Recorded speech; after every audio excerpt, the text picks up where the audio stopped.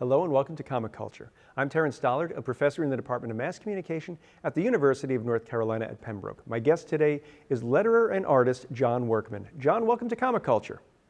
I'm happy to be here. Looking forward to a good talk.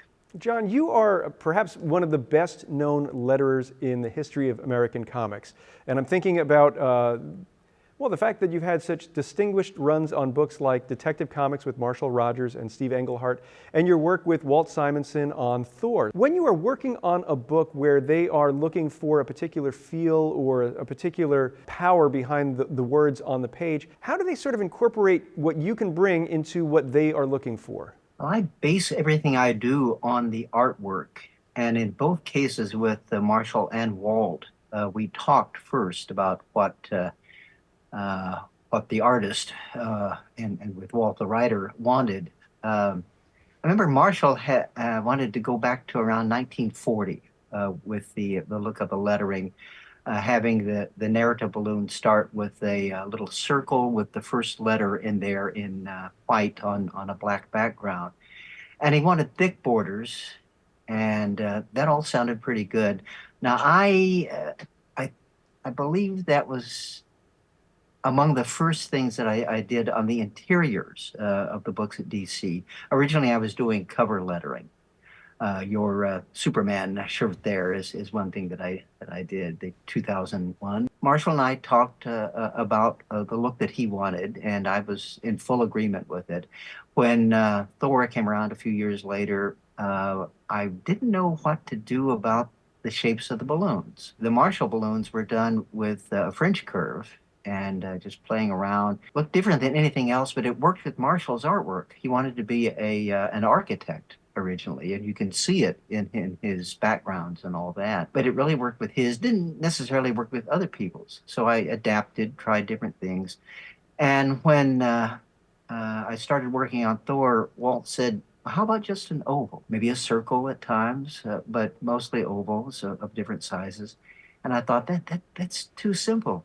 But it worked. It worked beautifully. It went well with Walt's artwork, and I was very happy with it. And you know, it's funny because you have this partnership with Walt Simonson that's gone on now for 40 plus years.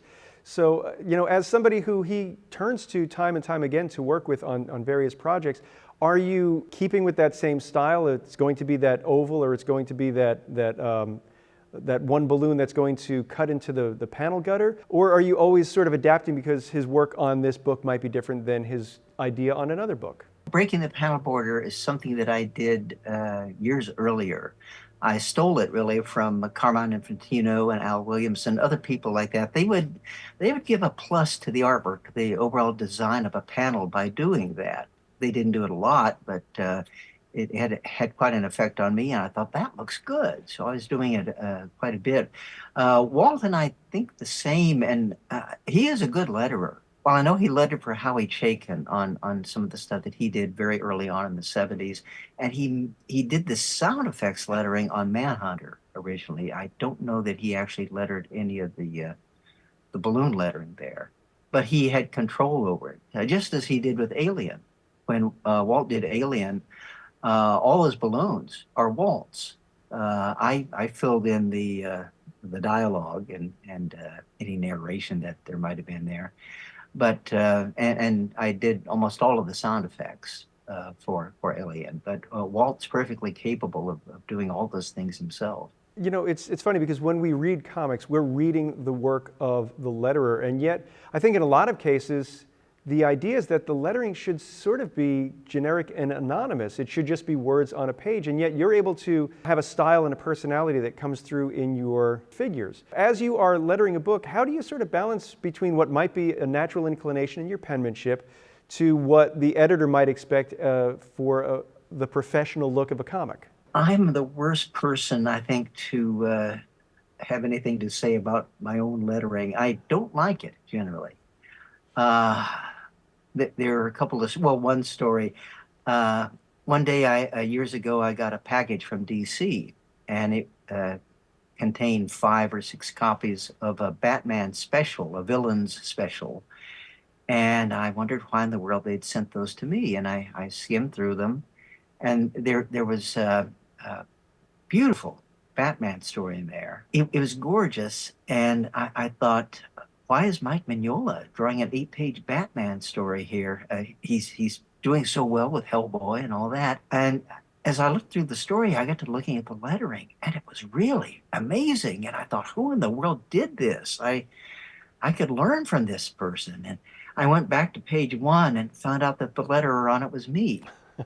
I had done the story years earlier, sent it off to Kevin Nolan to ink, I think, and turned out that Denny O'Neill, who was editor at the time, didn't like that story at all. So it was shelved. And then years later, under a different editor, I guess, they brought it back and had it inked and everything and printed. But I had totally forgotten that I'd worked on that story, and I was amazed at how good the lettering was. Stuff like that can happen, but again, I bounce everything I do off of the artwork. There have been, I won't go into detail here, but there have been a few times when I've actually requested to not be lettering a book because I couldn't get anything out of the art that could propel me a little further with the lettering. But I've been very lucky. So many people that I've worked with, they're inspiring to me. John Paul Leon, certainly, Tommy Lee Edwards, Walt, of course, Marshall, all kinds of other people. You know, lettering is one of those things that on the surface looks so simple, but for those of us who have tried to letter, especially using an Ames guide, it's well, a tool of devilment. So as somebody who has managed to do this for decades, and perhaps maybe you've moved over into the digital tools, how do you sort of, you know, I guess have the discipline to do it on that tight deadline? Because I'm pretty sure letters are given probably the least amount of time out of everyone on the assembly line of the American comic. Yeah, there were times when I had to do things very quickly, right on the boards using pens. And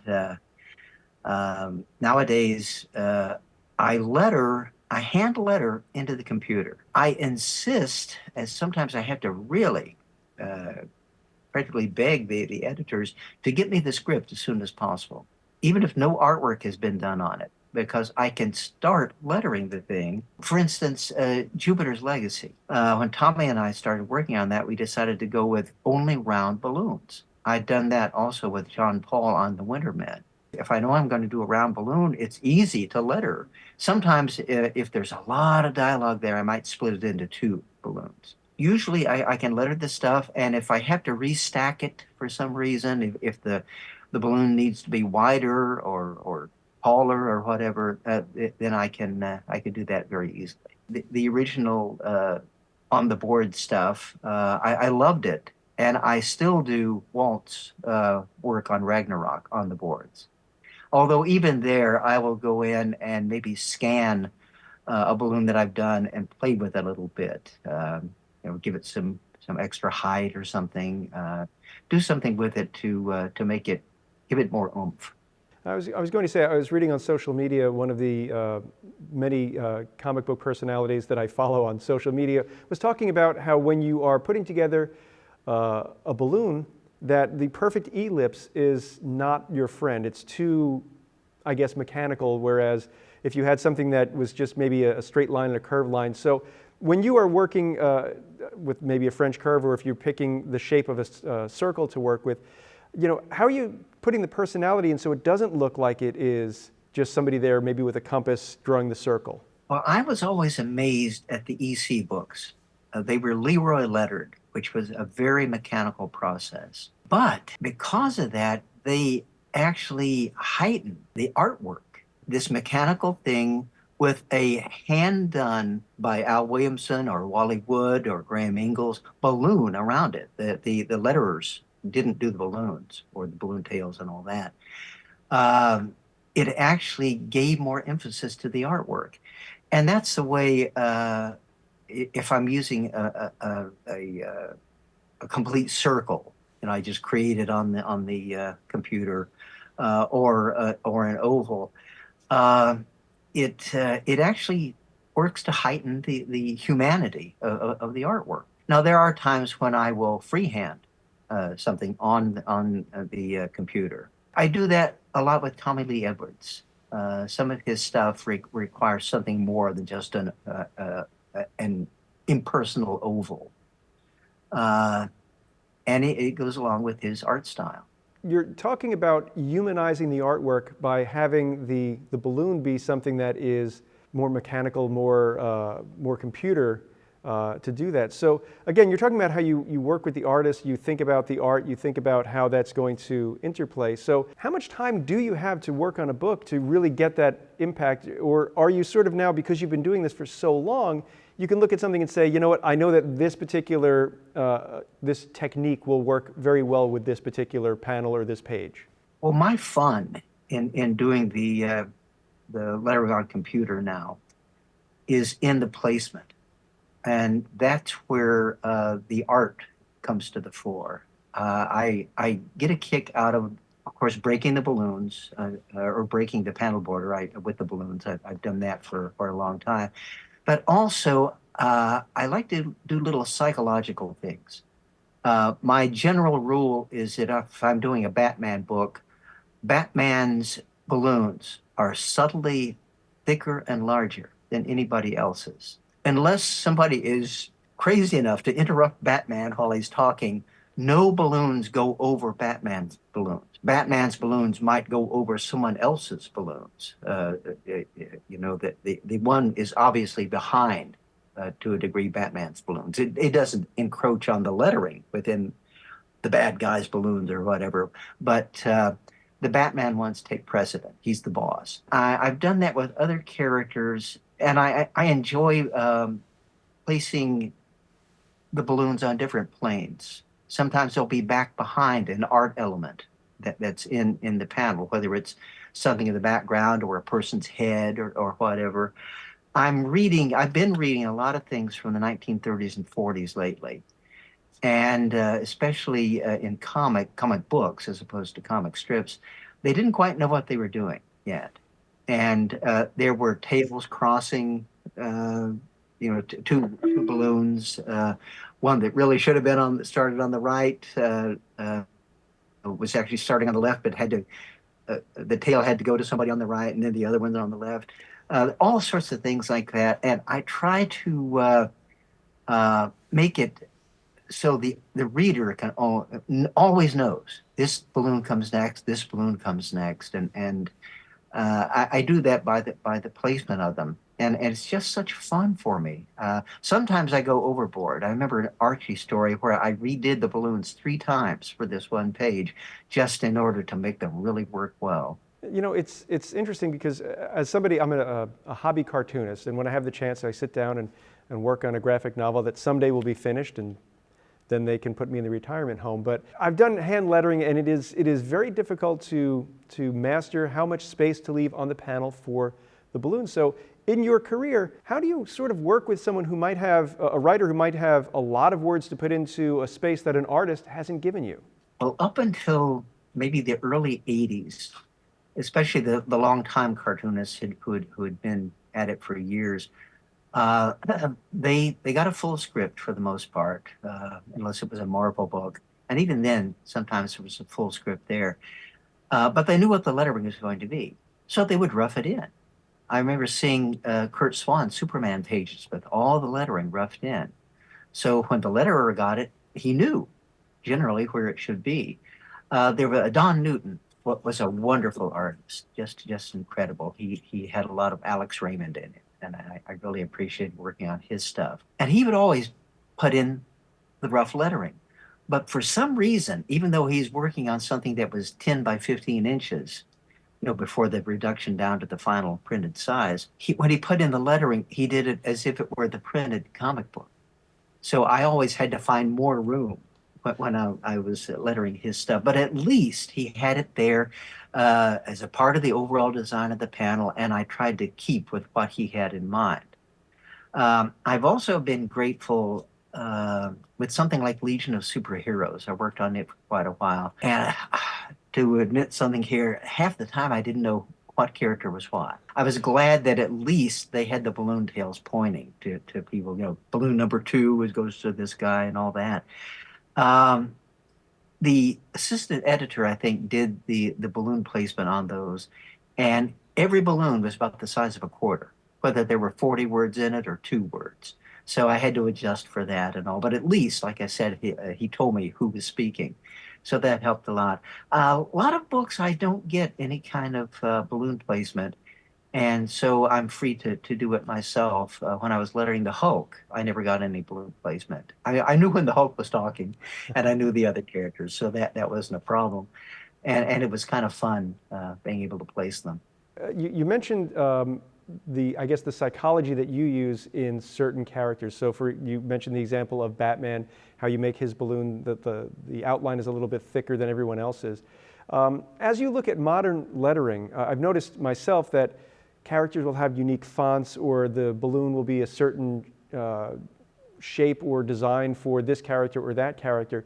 Is this something that you lean into, or is this something that you think might be not as necessary as the right balloon the right way? Well, Walt Kelly kind of started that with well, the bear character in Pogo. He was part of a circus or something, so it was all circus lettering with him.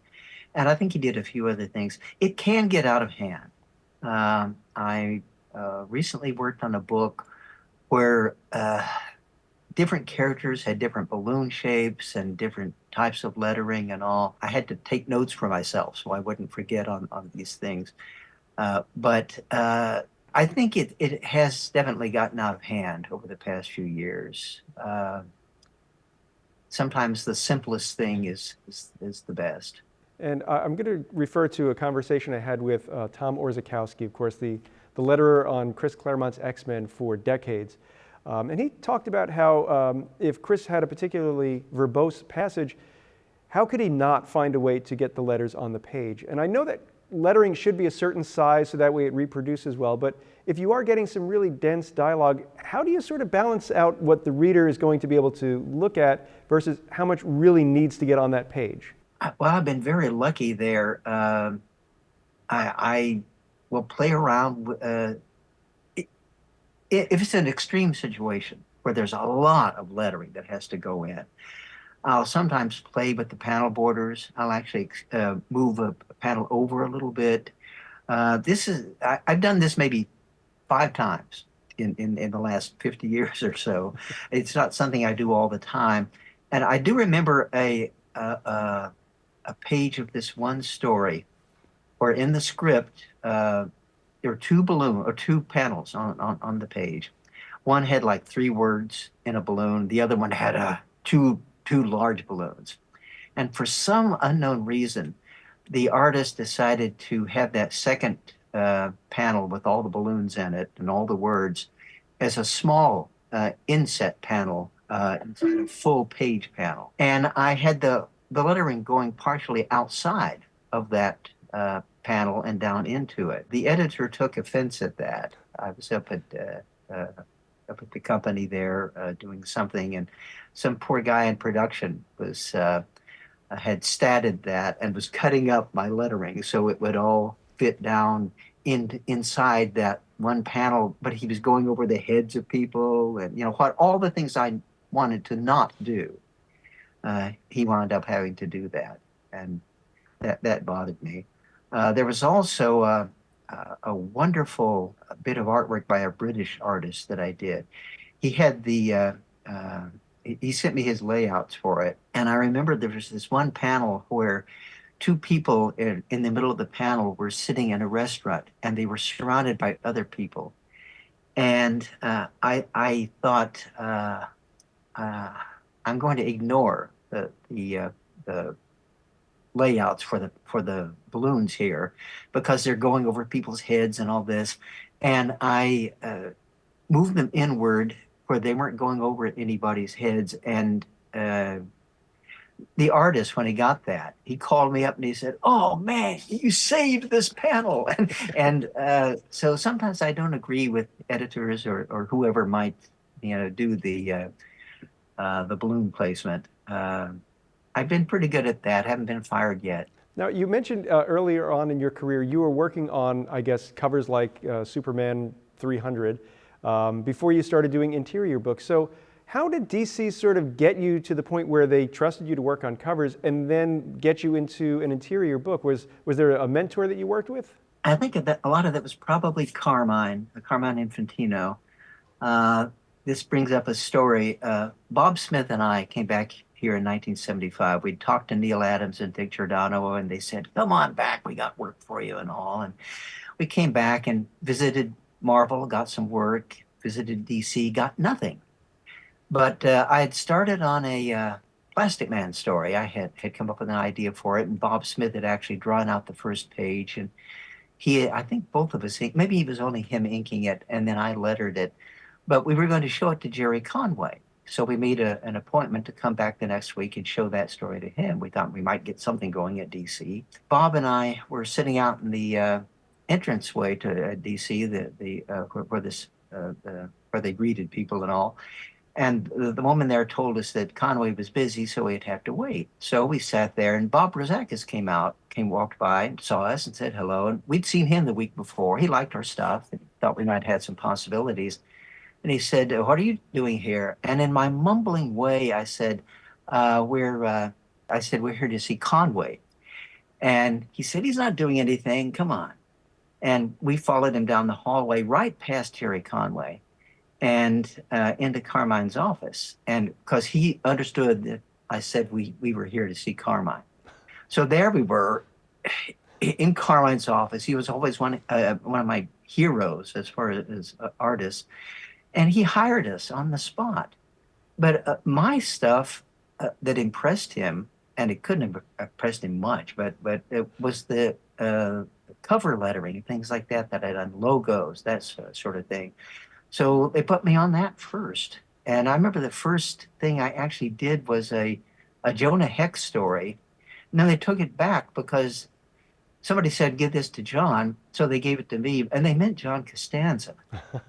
So I did the first few pages of the book, and then John Costanza did the rest. And that was before they were giving credit to letterers at DC. So I don't know if anyone really noticed or not. Although his lettering was beautiful. It was far, far better than what I was doing. There are people that we look at and we can tell their style immediately when we see it on the letterer's page. And I'm thinking, for those of us who are comic fans, the fact that we can go to a convention, that's where you and I met at Heroes Con a couple of years back. So when you go to conventions, you are known as being one of the great letterers in the history of comics. So how does that sort of go from being one of the uncredited collaborators on a book to being somebody who, when you go to a convention, people are seeking you out because, hey, you did that great page in that issue of Thor where this happened and that happened? I still can't get used to the idea. There's a thing on YouTube. It's a guy reading an article that I wrote about Alex Toth years ago for Alter Ego. And at the end of it, he talks about how I am better than Alex Toth, which is a bunch of baloney. Toth's lettering was gorgeous. It had a bounce to it and an individualistic look to it, something that I could never match. When I did the graphic novel of Roma, it appeared in Dark Horse Presents in 4 or 5 issues, and then later on was collected into a graphic novel. I was trying to be Alex Toth. If you look at the lettering, the balloon lettering that's in there, there's a slight Toth feeling, but I couldn't letter like Alex Toth. He's fantastic. And Gaspar Saladino, I will never, ever in my life be able to do anything better than Gaspar did. And Ben Oda, John Costanza, so many different people. I mean, if I have any strength at all, it's in design. I can kind of bring a design to the lettering that goes with the artwork and pluses the artwork, makes it it gives it a little extra oomph there.